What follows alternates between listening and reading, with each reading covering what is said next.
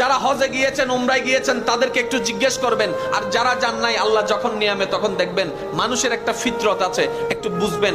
পুরুষ এবং নারী, পুরুষের আকর্ষণ নারীর প্রতি, নারীর আকর্ষণ পুরুষের প্রতি, এটা একটা ন্যাচারাল বিষয়, এটা হবেই, এটা একটা ন্যাচারাল বিষয়।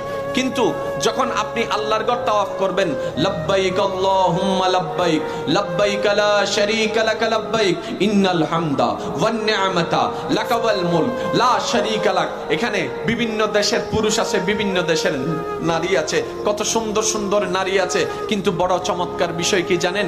যখন আপনি ইহরাম পরে কিংবা ইহরাম ছাড়া তাওয়াফের মধ্যে যখন ঝুঁকে যাবেন, তখন আপনার পাশে কে নজরে পড়ে না? কোন সুন্দরী নারী নজরে পড়ে না? কার সাথে ধাক্কা লেগেছে নজরে পড়ে না? এবার আমি জিজ্ঞেস করলাম, ভাই তুমি না সেই ছেলে বাংলাদেশে যেখানে নারী দেখতা তুমি একটু কোনা চোখেও হলো তাকাইতা, আজকে তুমি এত সুন্দর সুন্দর নারী এখানে বসে আছে, তুমি তাকাচ্ছ না কেন?